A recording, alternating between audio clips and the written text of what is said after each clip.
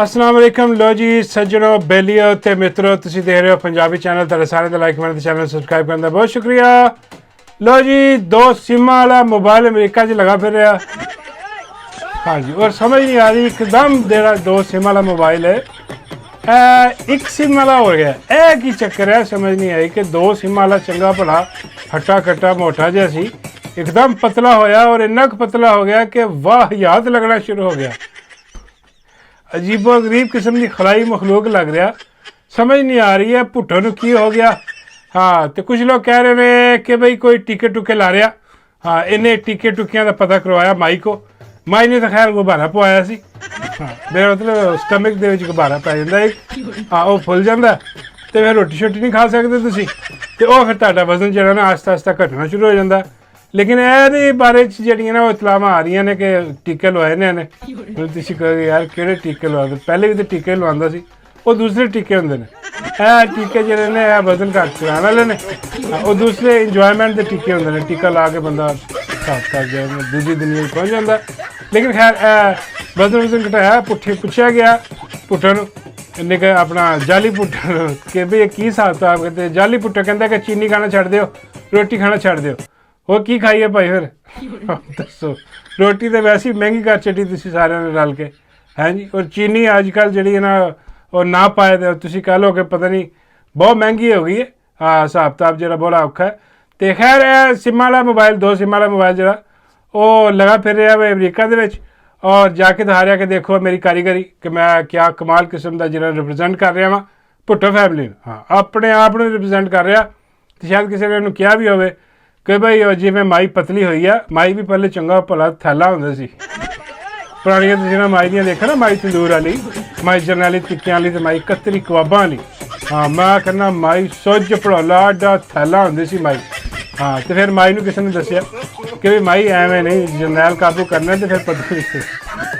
हाँ, फिर कमाल किस्म का हिसाब किताब फिर माई ने सब्जियां सुब्जियां ने खवाइयां तो हिसाब किताब पवा के माई जरा ना मेरा मतलब हिसाब किताब करवा के जो ना माई पतली हो गई। हाँ, हालांकि वो माई का जो उदों सफदर से सफदर ने भी कोशिश की पतले होने की, उन्हें भी गुब्बारा पवाया। हाँ, वो कहता भाई आ कि मैं स्यापे फस गया, गुब्बारा खा ही नहीं होंदा कुछ। उन्हें अपना गुब्बारा कटवाया, फिर माई ने पवाई रखा। माई को आदत है ना गुब्बारियां की, वो जो ना फिर माई पतली हो गई। वो मेरे लगता है भुट्टे ने किसी ने दसिया अपना जाली भुट्टे नूं कि भी तेन भी जो ना हुण होना पैना वा, स्मार्ट हो जा, जिदा माई बन गई तू भी कुछ लग जाएगा। हाँ, और बाबा जी कहते यह कुछ होर लगे ना लगे, आ पकौड़े जरूर लग जाएगा, होर कुछ नहीं लगना। इन्हों के मुकद्दर च पकौड़े लगना। बाबे कहते माई भी तो पकौड़े लगी हुई है। मैं बाबा जी कि पकौड़ा जित लगी है। बाबा जी कहते बेसन वाला, बेसन वाली बनाई दे पकौड़े। बाद बेसन जरा वो हाफिज जी को ले आना, बेसन वाले पकौड़े जड़े ना वो गल कर रहा मैं। हाँ, मैं आके चलो ठीक है, मिट्टी पाती बाबा जी ने जो गल की। तो वह हुण जरा ना कह रहा मैं पाकिस्तान रिप्रजेंट कर रहा फलाना टिंगड़ा, लेकिन कख भी नहीं हो की रहा पिछे। हो रहा कि वह जी अपनी लॉबी कर रहा।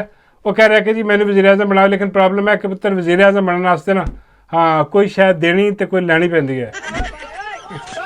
और जिदा अजकल माई दे रही है इज्जत, हाँ, तो इज्जत लै रही है हाँ फील्ड मार्शल को, वो फिर यह तो नहीं कर सकता। हम तेनों मेरा मतलब है कि फजल रहमान बना दो या शेख रशीद ने बना दो तुसी अपना चीफ, आर्मी चीफ, वो फिर इनू बना देगा, पक्की गल है। हाँ, क्योंकि वो शौक है ने यहो भुट्टे वाले।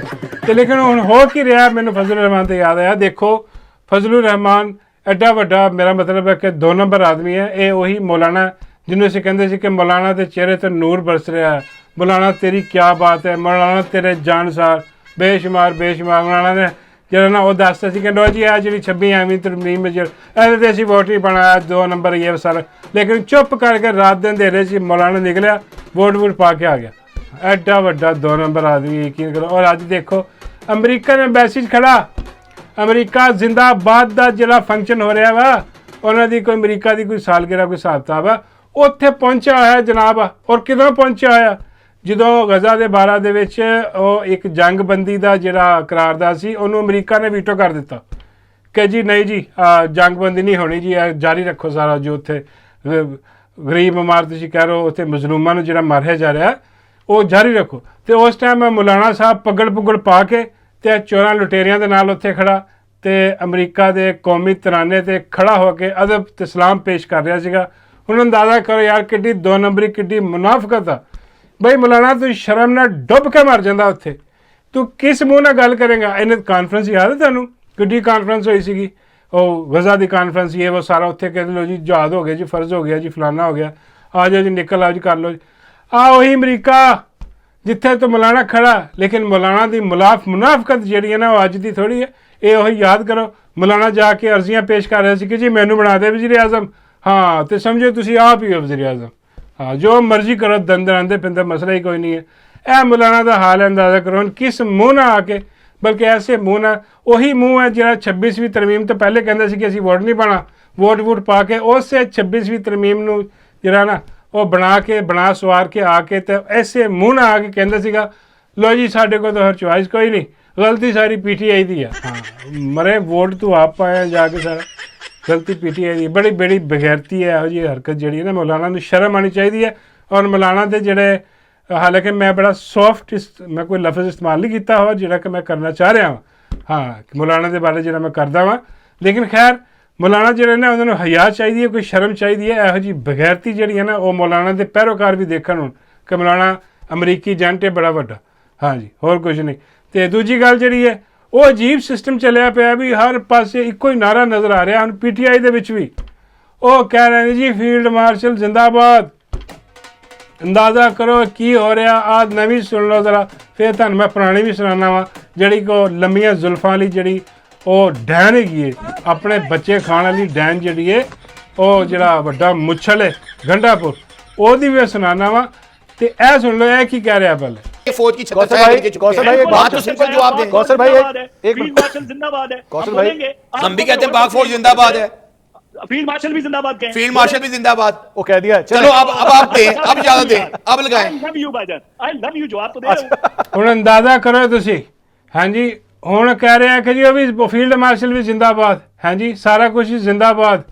ਤੇ ਬਈ ਆ ਦੂਸਰਾ ਜਿਹੜਾ ਆਪਣਾ ਗੰਡਾਪੁਰ ਹੈ ਉਹਨੇ ਇਸ ਤੋਂ ਵੀ ਵੱਧ ਕੇ ਜਿਹੜਾ ਨਾ ਉਹਨੇ ਕਿਹਾ ਜੀ ਇਮਰਾਨ ਖਾਨ ਨੇ ਵੀ ਫੀਲਡ ਮਾਰਸ਼ਲ ਨੂੰ ਮੁਬਾਰਕ ਦੇ ਦਿੱਤੀ। ਅੰਦਾਜ਼ਾ ਕਰੋ ਸਿੱਧਾ ਡਾਇਰੈਕਟ ਝੂਠ, ਮਤਲਬ ਡਾਇਰੈਕਟ ਝੂਠ। ਕਿੱਡੇ ਵੱਡੇ ਅਰਦਲੀ ਨੇ, ਕਿੱਡੇ ਵੱਡੇ ਬਗੈਰਤ ਨੇ ਕਿ ਇਮਰਾਨ ਖਾਨ ਤੇ ਝੂਠ। ਇਮਰਾਨ ਖਾਨ ਦਾ ਬਿਆਨ ਕੀ ਆਇਆ ਸੀ ਯਾਦ ਹੈ? ਇਮਰਾਨ ਖਾਨ ਨੇ ਕਿਹਾ ਸੀ ਕਿ ਫੀਲਡ ਮਾਰਸ਼ਲ ਨੂੰ ਚਾਹੀਦਾ ਸੀ ਕਿ ਆਪਣਾ ਬਾਦਸ਼ਾਹ ਹੀ ਬਣ ਜਾਂਦਾ, ਹਾਂਜੀ ਇਹ ਜਿਹੋ ਜਿਹਾ ਨੇ ਜੰਗਲ ਬਣਾ ਕੇ ਰੱਖ ਛੱਡਿਆ ਇੱਥੇ ਬਾਦਸ਼ਾਹ ਬਣ ਜਾਂਦਾ। ਫੀਲਡ ਮਾਰਸ਼ਲ ਕੀ ਹੋਈ? ਤੇ ਉਹ ਕਹਿ ਰਿਹਾ ਕਿ ਜੀ ਖਾਨ साहब ने बड़ी मुबारक दी थी। अंदाजा करो आ गंडापुर की कह रहे सुन लो। जो मिलेंगे तो वो बने हैं, तो मुबारकबाद इमरान खान साहब ने भी दी है। तो वो तो फिर कल की बात है, जब वो मिलेंगे तो मैं उनको फिर फील्ड मार्शल के नाम से ही उनको मैं बुलाऊंगा, क्योंकि अब जो फील्ड मार्शल वो बन गए हैं तो अब उनका जो पूरा नाम है वो field marshal chief of army staff. ਉਹ ਬਈ ਕਮਾਲ ਬਗੈਰਤੀ ਆ, ਬੇਖੀਰ ਹੀ ਬਗੈਰਤੀ ਦੀ ਵੀ ਹੱਦ ਕਰਾਸ ਕਰ ਗਿਆ ਬੰਦਾ। ਇਹਦੇ ਤੇ ਕੋਈ ਸ਼ੱਕ ਰਹਿ ਗਿਆ ਕਿਸੇ ਨੂੰ ਕਿ ਇਹ ਟਾਊਟ ਨਹੀਂ, ਬੜਾ ਵੱਡਾ ਟਾਊਟ ਆ, ਬੜਾ ਵੱਡਾ ਕੁਸ ਬੈਠਿਆ। ਇਹਦੀ ਵਜ੍ਹਾ ਤੋਂ ਅੱਜ ਇਮਰਾਨ ਖਾਨ ਜੇਲ੍ਹ 'ਚ ਬੈਠਾ।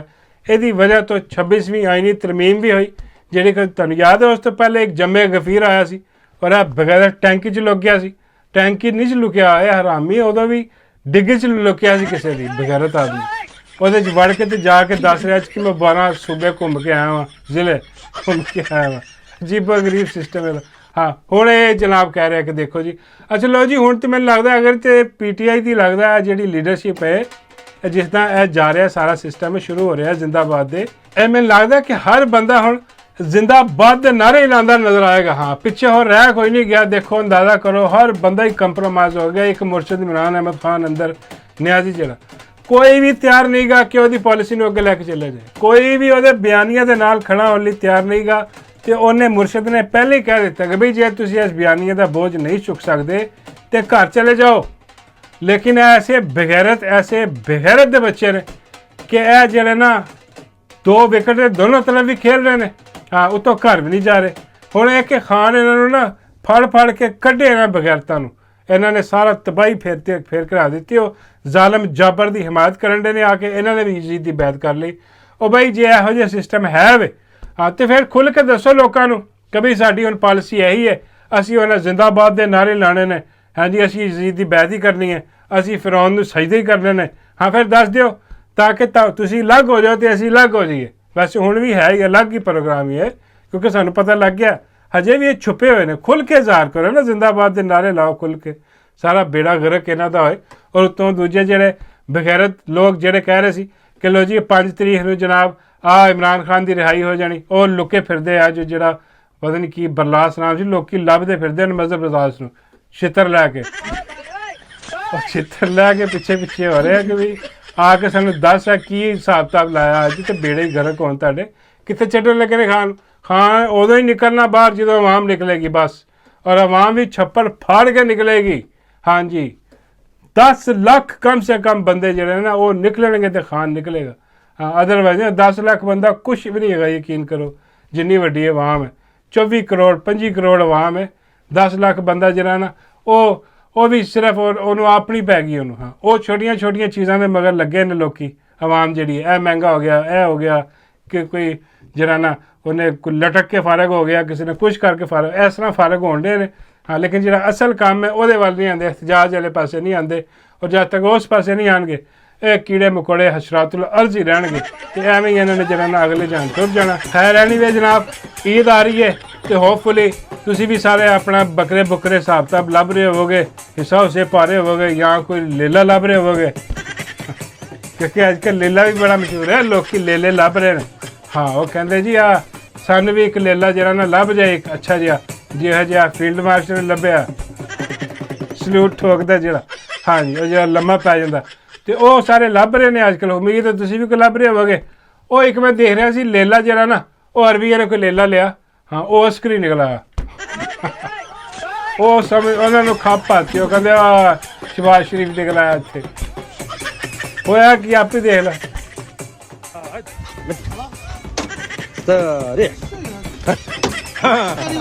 ايوه العسكري نزل اي والله نفسي انا عسكري طلع انزل انزل افتح انزل الله يسعد الوجهين توقع في القدر نزل اي والله نفسي انا عسكري ਇੱਥੇ ਰੱਖੋ, انزل ਅਗਲਾ ਸਲੂਟ ਠੋਕ ਰਿਹਾ। الله يسعد الوجهين ਹਾਂ ਉਹਨੂੰ ਪਤਾ ਲੱਗ ਗਿਆ ਕਿ ਬਈ ਇਹ ਅਸਕਰੀ ਹੈ, ਫੌਜੀ ਬੱਕਰਾ ਲੇਲਾ, ਫੌਜੀ ਲੇਲਾ।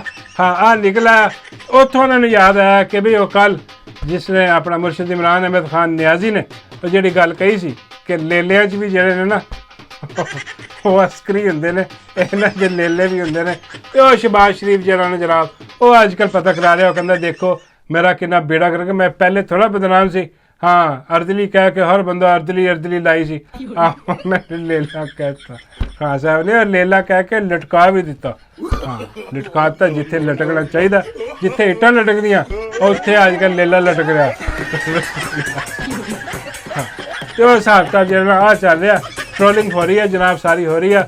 ਤੇ ਹੱਜ ਜੀ ਸਾਰਿਆਂ ਨੂੰ ਹੱਜ ਮੁਬਾਰਕ ਜਿਨ੍ਹਾਂ ਨੇ ਹੱਜ ਕੀਤਾ, ਤੇ ਈਦ ਜਿਹੜੇ ਕੱਲ੍ਹ ਮਨਾ ਰਹੇ ਨੇ, ਹਾਂਜੀ ਕੁਰਬਾਨੀ ਕਰ ਰਹੇ ਨੇ, ਅੱਲਾਹ ਤਾਲਾ ਉਹਨਾਂ ਦੀ ਕੁਰਬਾਨੀਆਂ ਕਬੂਲ ਫਰਮਾਏ ਤੇ ਉਹਨਾਂ ਨੂੰ ਵੀ ਈਦ ਮੁਬਾਰਕ। ਤੇ ਜਿਹੜੇ ਪਾਕਿਸਤਾਨ ਦੇ ਵਿੱਚ ਨੇ ਉਹ ਮੈਂ ਸੈਚਰਡੇ ਨੂੰ ਕਰਨਗੇ, ਤੇ ਉਹਨਾਂ ਨੂੰ ਸੈਚਰਡੇ ਵਾਲੇ ਦਿਨ ਆਪਣਾ ਕੁਰਬਾਨੀ ਮੁਬਾਰਕ। ਹਾਂਜੀ ਤੇ ਲੇਲੇ ਮੁਬਾਰਕ ਜਿੰਨੇ ਵੀ ਇੱਧਰ ਉੱਧਰ ਲੇਲੇ ਹਨ, ਸਾਰਾ ਕੁਝ ਹਿਸਾਬ ਕਿਤਾਬ। ਤੇ ਉਹ ਬਾਬਾ ਜੀ ਨੇ ਵੀ ਲੈ ਲੈਣੇ ਜਨਾਬ, ਮੈਂ ਜਾ ਕੇ ਚੈੱਕ ਕੀਤਾ, ਮੈਂ ਕਿਹਾ ਬਾਬਾ ਜੀ ਕੁਰਬਾਨੀ ਕੀ ਪ੍ਰੋਗਰਾਮ ਹੈ? ਤੇ ਬਾਬਾ ਜੀ ਕਹਿੰਦੇ ਵੈਸੇ ਤਾਂ ਮੈਂ ਵੈੜੇ ਲੈਂਦਾ ਸੀਗਾ। ਮੈਂ ਕਿਹਾ ਜ਼ਬਰਦਸਤ ਬਾਬਾ ਜੀ, ਇਹ ਤਾਂ ਅੱਛੀ ਗੱਲ ਹੈ। ਬਾਬਾ ਜੀ ਕਹਿੰਦੇ ਐਤਕੀ ਨਹੀਂ ਲੈ। ਮੈਂ ਕਿਹਾ ਬਾਬਾ ਜੀ ਕਿਉਂ? ਬਾਬਾ ਜੀ ਕਹਿੰਦੇ ਉਹ ਐਤਕੀ ਮੁਰਸ਼ਿਦ ਨੇ ਕਹਿ ਦਿੱਤਾ ਨਾ ਕਿ ਲੇਲੇ ਵਾਲਾ ਕੰਮ। ਬਾਬਾ ਜੀ ਕਹਿੰਦੇ ਮੈਂ 4 ਲੇਲੇ ਲੈ ਲਏ। ਮੈਂ ਕਿਹਾ ਬਾਬਾ ਜੀ 4 ਲੇਲੇ ਤੁਸੀਂ ਲੈ ਲਏ? ਤੇ ਉਹ ਸਲੂਟ ਮਾਰਦੇ ਕਹਿੰਦੇ ਬਾਬਾ ਜੀ ਮੰਨਦੇ ਨਹੀਂ ਯਾਰ, ਸਲੂਟ ਮਾਰਨ ਵਾਲੇ ਮੇਰੇ ਕੋਲ ਅਸਕਲੀ ਲੇਲਿਆਂ ਦਾ ਕੋਈ ਕੰਮ ਨਹੀਂ। ਬਾਬਾ ਜੀ ਕਹਿੰਦੇ ਮੈਂ ਦੂਸਰੇ ਲਏ। ਮੈਂ ਕਿਹਾ ਬਾਬਾ ਜੀ ਕਿਹੜੇ? ਬਾਬਾ ਜੀ ਕਹਿੰਦੇ ਬੋ। ਮੈਂ ਬਾਬਾ ਜੀ ਬਹੁਤ ਹੀ ਲੇਲੇ ਲੈ ਲੈ, ਉਹ ਕਿਸ ਚੱਕਰ ਦੇ ਵਿੱਚ? ਬਾਬਾ ਜੀ ਕਹਿੰਦੇ ਸੁਣਿਆ ਕਿ ਆਪਣਾ ਇਹਨਾਂ ਨੂੰ ਹਲਾਲ ਕਰੋ, ਆਪਣਾ ਲੇਲਿਆਂ ਨੂੰ, ਬੋ ਲੇਲਿਆਂ ਨੂੰ। ਹਾਂ ਤੇ ਇਹਨਾਂ ਦਾ ਗੋਸ਼ਤ ਖਾਓ ਤੇ ਉਹਦੇ 'ਚ ਤਾਕਤ ਜ਼ਿਆਦਾ ਹੁੰਦੀ ਹੈ। ਮੈਂ ਬਾਬਾ ਜੀ ਤੁਸੀਂ ਇੰਨੀ ਤਾਕਤ ਲੈ ਕੇ ਕੀ ਕਰਨਾ? ਬਾਬਾ ਜੀ ਕਹਿੰਦੇ ਯਾਰ ਮੈਂ ਇੰਨੀ ਤਾਕਤ ਲੈ ਕੇ ਕੀ ਕਰਨਾ? ਮੈਂ ਡੁੱਟਣਾ